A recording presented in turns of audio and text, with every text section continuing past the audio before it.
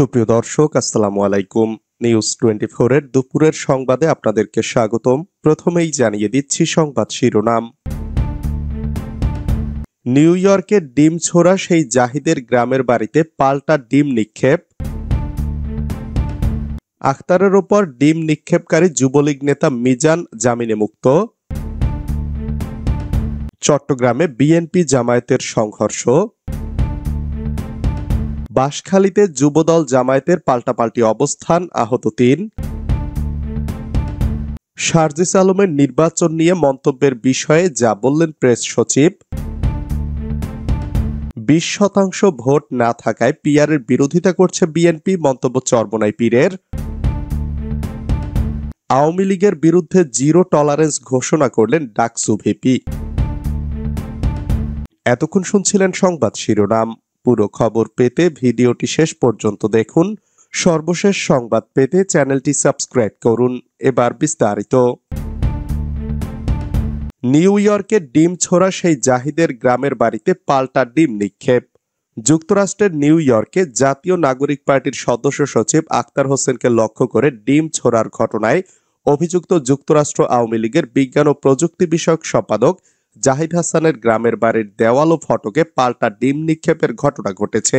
মঙ্গলবার সন্ধ্যায় শরীয়তপুরের নড়িয়া উপজেলার চামটা ইউনিয়নের তেলিপাড়া এলাকায় এ ঘটনা ঘটে।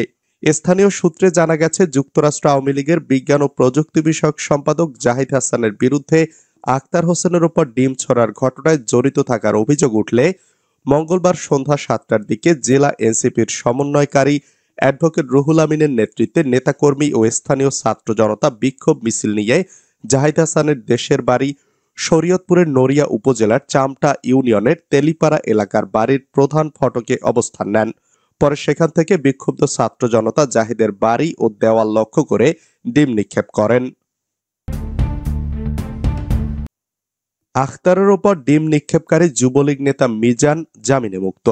জাতিসংঘের সাধারণ পরিষদের ৮০তম অধিবেশনে যোগ দিতে নিউ ইয়র্কে সফররত ডক্টর ইউনূসের প্রতিনিধি দলে থাকা জাতীয় নাগরিক পার্টির সদস্য সচিব আখতার হোসেনকে ডিম নিক্ষেপ করা যুবলীগ নেতা মিজানুর রহমান জামিনে মুক্তি পেয়েছেন। স্থানীয় সময় মঙ্গলবার রাত ৯টায় জামিনে মুক্তি পান তিনি। ওয়াশিংটন যুবলীগের সভাপতি সাইফুল ইসলাম জাগো নিউজকে বিষয়টি নিশ্চিত করেছেন। এর আগে স্থানীয় সময় সোমবার রাতে জ্যাকসন হাইটস নবান্ন রেস্টুরেন্টের সামনে থেকে নিউ ইয়র্ক পুলিশ তাকে গ্রেপ্তার করে। পুলিশ এসে তাকে শনাক্ত করে ঘিরে ফেলে। পরে জিজ্ঞাসাবাদের পর তাকে হাতকড়া পরিয়ে আটক করে নিয়ে যাওয়া হয়। চট্টগ্রামে বিএনপি জামায়াতের সংঘর্ষ। চট্টগ্রামের বাঁশখালী উপজেলায় বিএনপি ও জামায়াত ইসলামীর নেতাকর্মীদের মধ্যে দফায় দফায় সংঘর্ষের ঘটনা ঘটেছে। মঙ্গলবার রাতে উপজেলার চাম্বল এলাকায় এই ঘটনা ঘটে। স্থানীয় সূত্রে জানা যায়, 4 দিন ধরে চাম্বল ইউনিয়নের 4 নম্বর ওয়ার্ডের চেয়ারম্যানের বাড়ির পাশে স্লুইস গেটের পানি ছেড়ে দেওয়া নিয়ে বিএনপির সমর্থক আহমদ নূরের এবং জামায়াতের কপিল উদ্দিনের পক্ষের মধ্যে কয়েক দফা সংঘর্ষের ঘটনা ঘটেছে। মঙ্গলবার রাতেও বিএনপির লোকজন চাম্বল বাজারে বিক্ষোভ করার সময় জামায়াতের সমর্থকেরা সেখানে উপস্থিত হন। এ সময় দুই পক্ষের মধ্যে সংঘর্ষের ঘটনা ঘটে। এ ঘটনায় বিএনপির পক্ষের মিজান নামের এক ব্যক্তি আহত হয়েছেন।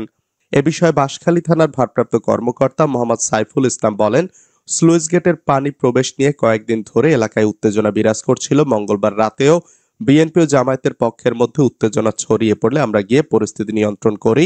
বর্তমানে পরিস্থিতি শান্ত রয়েছে। শারজিস আলমের নির্বাচন নিয়ে মন্তব্যের বিষয়ে যা বললেন প্রেস সচিব। আগামী ফেব্রুয়ারিতেই জাতীয় সংসদ নির্বাচন অনুষ্ঠিত হবে, কোনো শক্তিই তা বানচাল করতে পারবে না বলে জানিয়েছেন প্রধান উপদেষ্টার প্রেস সচিব শফিকুল আলম।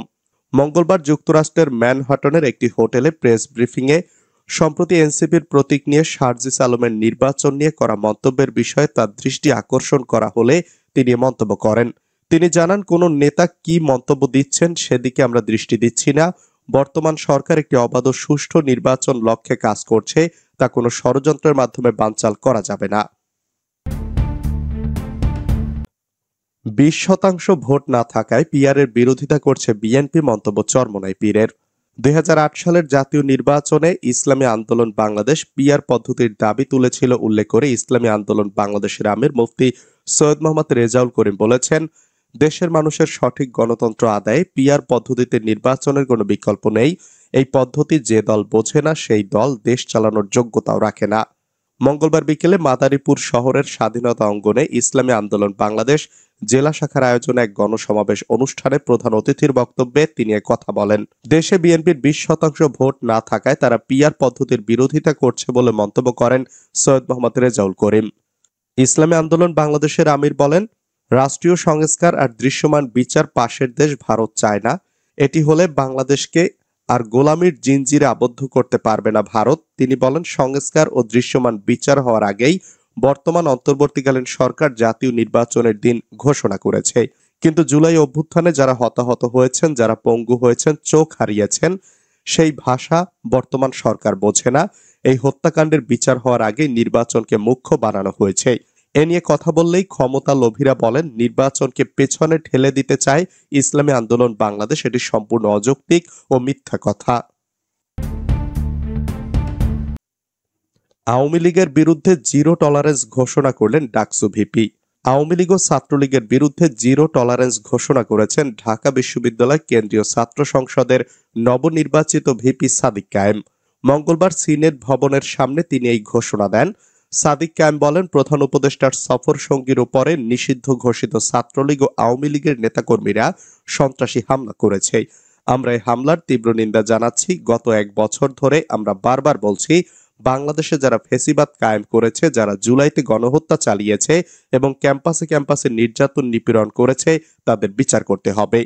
তিনি আরো বলেন, গত 16 বছরে আওয়ামী লীগ ও নিষিদ্ধ ঘোষিত ছাত্রলীগ সহ সব দোসরদের মাধ্যমে যে হত্যাকাণ্ডগুলো সংগঠিত হয়েছে, সেসব হত্যাকাণ্ডের বিচার করতে হবে। আমরা ঢাকা বিশ্ববিদ্যালয়ের শিক্ষার্থীরা ও ডাকসু আওয়ামী লীগ এবং ছাত্রলীগের বিরুদ্ধে জিরো টলারেন্স ঘোষণা করছি। বিএনপি নেতা অ্যানির বক্তব্যে ক্ষুব্ধ ইসলামী আন্দোলন, প্রকাশ্যে ক্ষমা চাওয়ার দাবি। লক্ষ্মীপুরে চরমোনাই পীরের সমালোচনা করে বিএনপির যুগ্ম মহাসচিব শহীদউদ্দিন চৌধুরী অ্যানির দেওয়া বক্তব্যে ক্ষুব্ধ বাংলাদেশ ইসলামী আন্দোলনের নেতাকর্মীরা। অ্যানির বক্তব্যের জন্য তাকে প্রকাশ্যে ক্ষমা চাওয়ার আহ্বান জানিয়ে গতকাল সোমবার রাতে বিবৃতি দিয়েছে ইসলামী আন্দোলন লক্ষ্মীপুর জেলা শাখা।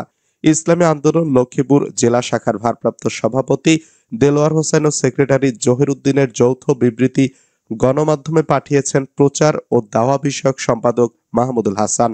বিবৃতিতে বলা হয়, একটি জনসভায় বক্তব্য দেওয়ার সময় ইসলামী আন্দোলন বাংলাদেশের আমির ও চরমোনাই পীর মুফতি সৈয়দ মোহাম্মদ রেজাউল করিম সম্পর্কে বিএনপির নেতা অ্যানি যে অশ্লীল, অশালীন ও মিথ্যা বানোয়াট বক্তব্য দিয়েছেন, তা রাজনৈতিক শিষ্টাচার বহির্ভূত।